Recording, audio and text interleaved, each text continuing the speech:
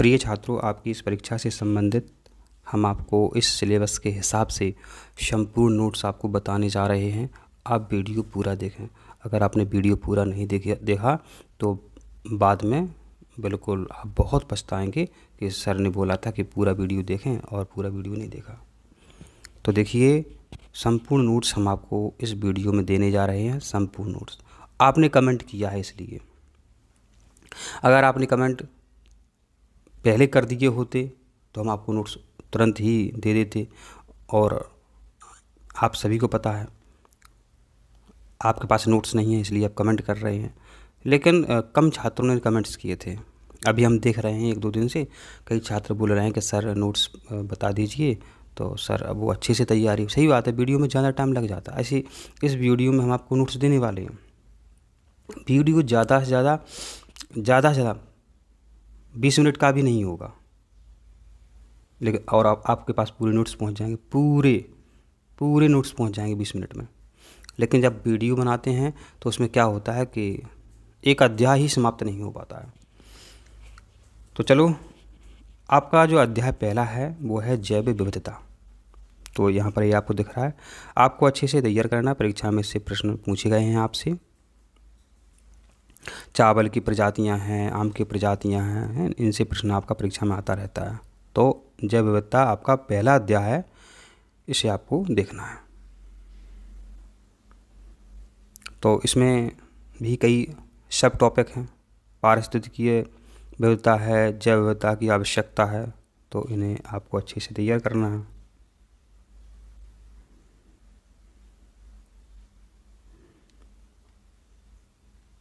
तो इस तरीके से देखें आप, आपका जो पहला अध्याय था वो हो चुका है समाप्त। आपका जो पहला अध्याय है वो हो चुका है समाप्त। आपका पहला अध्याय जो है वो समाप्त हो चुका है। अब हम अध्याय 2 की ओर आपको ले चलते हैं। आपका अध्याय 2 है जैव विविधता का वर्गीकरण।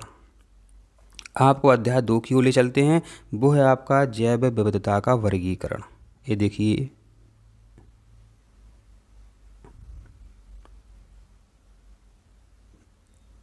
ये है आपका जैव विविधता का वर्गीकरण। पुनः एक बार देख लेते हैं कहाँ से अपना शुरू हुआ था। देखिए, ये आपका यहाँ से शुरू हुआ था। एक पेज, ये आपके 2 पेज, तीसरा पेज, चौथा पेज, 5वां और ये 6वां। इसमें 6 पेज हैं। आपको पता है कई अध्याय में सिर्फ 2 पेज हैं, कई अध्यायों में, और कई अध्याय में मात्र 3 पेज हैं। तो ऐसे अध्याय आप जरूर अच्छे से तैयार करें। तो आपका अध्याय 2 है जैव विविधता का वर्गीकरण।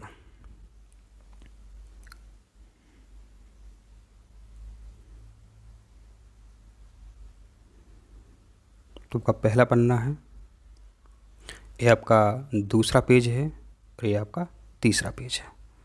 तो अध्याय 2 में देखो मात्र 3 पेज हैं, जिन्हें आप अच्छे से तैयार कर सकते हैं। अब हम अध्याय 3 की ओर आपको ले चलते हैं। अध्याय 3 है आपका मध्य प्रदेश की जैव विविधता। ये अध्याय 3 आपके सामने है और ये है आपका मध्य प्रदेश की जैव विविधता।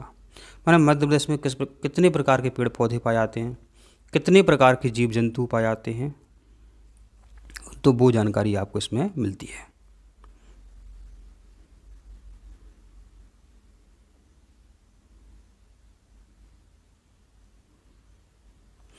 इस प्रकार आप देखें यहाँ पर कि इसमें देखो मात्र 3 पेज हैं। तो ऐसे बहुत से अध्याय हैं, बहुत छोटे अध्याय हैं, जिन्हें आप अच्छे से तैयार कर सकते हैं और आप अपने जो आपके जो अंक हैं वो आप उनमें आप वृद्धि कर सकते हैं। आप अपने अंकों के द्वारा, अच्छे अंकों के द्वारा आप इस परीक्षा में सफलता पा सकते हैं। इसके अलावा ज़िंदगी भर आप जो भी एग्ज़ाम देंगे ना, उसमें ये काम में आएंगे आपके। तो आपकी ये तैयारी व्यर्थ नहीं जाने वाली है। आप सोचोगे सर क्या करना है, ये पेपर चलो 2-3 दिन में ख़त्म हो जाएगा, माना उसके बाद फिर क्या फ़ायदा। ज़िंदगी में आपके क्वेश्चन काम में आएंगे, इसलिए ऐसा मत सोचें आप।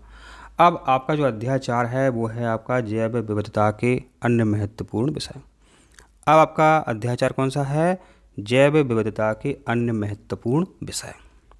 तो भारत के राष्ट्रीय प्रतीक चिन्ह हैं, मध्य प्रदेश के राष्ट्रीय प्रतीक चिन्ह हैं, इनसे तो प्रश्न आना ही है। और जब जिनसे प्रश्न आना है, जिन टॉपिक से प्रश्न आना है, तो उनमें लापरवाही नहीं करना आपको, उनमें लापरवाही नहीं करना है, उनमें आपको लापरवाही नहीं करना है दोस्तों, बच्चों। इस प्रकार आपका यह अध्याय जो था, आपका चौथा अध्याय था, वो भी हो चुका है आपका समाप्त।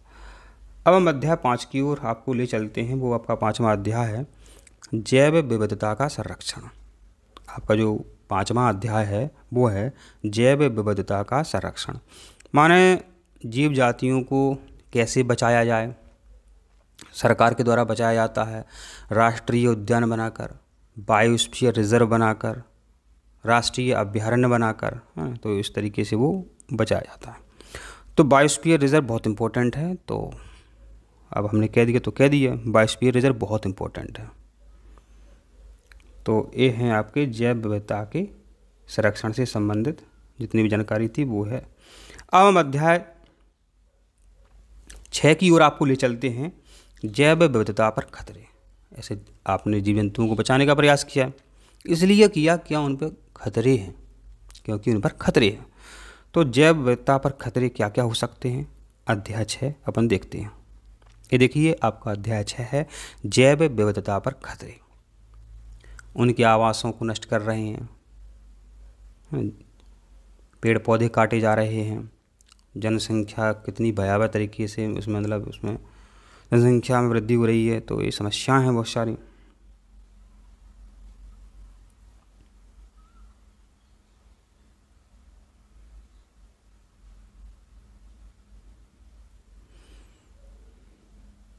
तो ये देखिए यहाँ पर इस अध्याय में देखिए क्या समस्या बताओ। इस अध्याय में तो कितने कम पन्ने थे आपके, इस अध्याय में आपके कितने कम पन्ने थे, मात्र इसमें 2 ही पन्ने थे, तो इसको तो आप अच्छे से तैयार कर सकते हैं। अब हम अध्याय 7 की ओर आपको ले चलते हैं। अध्याय 7 है आपका मध्य प्रदेश राज्य जैव विविधता बोर्ड की गतिविधियाँ। माने मध्य प्रदेश का जो राज्य जैव विविधता बोर्ड है वो जीव जंतुओं को बचाने के लिए क्या क्या प्रयास कर रहा है, क्या क्या सरकारी योजना ला रहा है, तो वो है, तो अध्याय आपका 7 जो है इसको भी देख लेते हैं। तो आपका जो 7वां अध्याय है, अभी देखो आपने देखा होगा 1-2 दिन पहले मोगली प्रतियोगिता हुई थी, पता है आपको?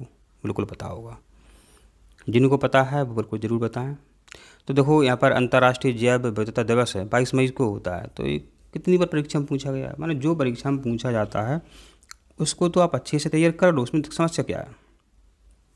तो अध्याय 7 में सिर्फ 1 पेज है आपका, अध्याय 7 में आपका 1 पेज है, अच्छे से तैयार करने में क्या समस्या बताओ तो मैं। अब हम अध्याय 8 की ओर आपको ले चलते हैं। तो ये दिवस हैं, पूछे जाते हैं।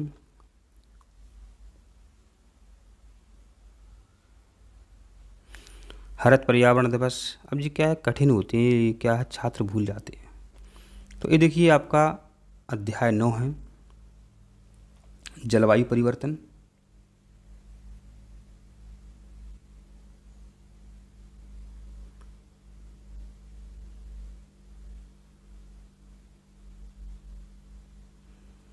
तो अब देखो परीक्षा में ग्लोबल वार्मिंग है, ग्रीन हाउस प्रभाव है, ये कब नहीं आता, हर परीक्षा में पूछा जाता है ग्रीन हाउस प्रभाव और ग्लोबल वार्मिंग। ध्यान देना बच्चों, फिर कहोगे सर बताया नहीं हमको। तो ग्रीन हाउस प्रभाव अच्छे से याद करो और ग्लोबल वार्मिंग अच्छे से याद करो। तो इसमें देखिए इसमें क्या है, इसमें मात्र आपके देखिए 2 ही पन्ने हैं, इसमें आपके मात्र 2 ही पन्ने हैं, क्या दिक्कत है याद करने में। ये देखिए आपका अध्याय 10 है, अध्याय 10 जो है आपका जैव विविधता संरक्षण हेतु अंतर्राष्ट्रीय एवं राष्ट्रीय ढांचा। तो ये आपका अध्याय 10 है।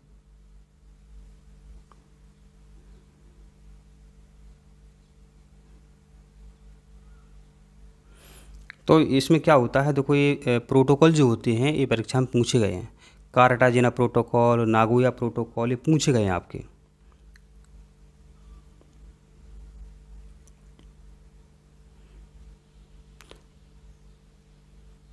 ये देखिए आपका अध्याय 11 है, देश में जैव विविधता संरक्षण हेतु संस्थागत ढांचा।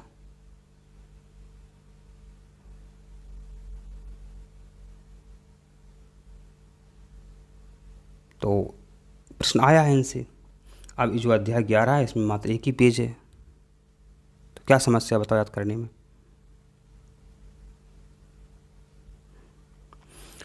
अब अध्याय आपका 12 है। अब आपका अध्याय 12 है क्रॉस कटिंग विषय। इसमें क्या है कि जो समझौता होते हैं वो परीक्षा में कई बार पूछे गए हैं। जैसे पेरिस समझौता है, ये पूछा गया आपसे। पेरिस समझौते में क्या हुआ, ये पूछा गया आपसे। तो ये आपका अध्याय 12 है। अतिरिक्त जानकारी हम देख लेते हैं। तो मध्य प्रदेश में कितने राष्ट्रीय उद्यान है वो यहाँ लिखा हुआ है, तो 12 राष्ट्रीय उद्यान हैं। कितने वन्यजीव अभयारण्य हैं, तो वो आपके 25 हैं। वो उनकी जानकारी देखो यहाँ पर लिखी है। पूछे जाते हैं इनसे प्रश्न 100% आपका पूछा जाएगा।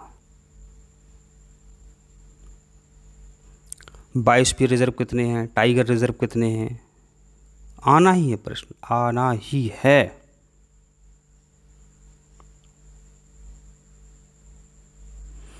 फिर कहोगे सर बताया नहीं है।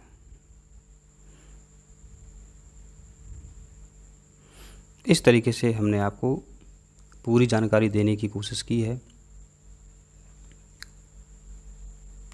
और अध्याय 1 से लेकर के अध्याय 12 तक हमने आपको बताए हैं। तो इनको आप अच्छे से तैयार करें। इस परीक्षा के अलावा आप कोई भी परीक्षा देंगे तो इसमें आपको बेहतर जानकारी, मतलब इससे संबंधित जो जानकारी वहाँ मिलेगी वो आप बेहतर तरीके से वहाँ पर हल कर सकते हैं। तो आप सभी छात्र स्वस्थ रहें और खुश रहें।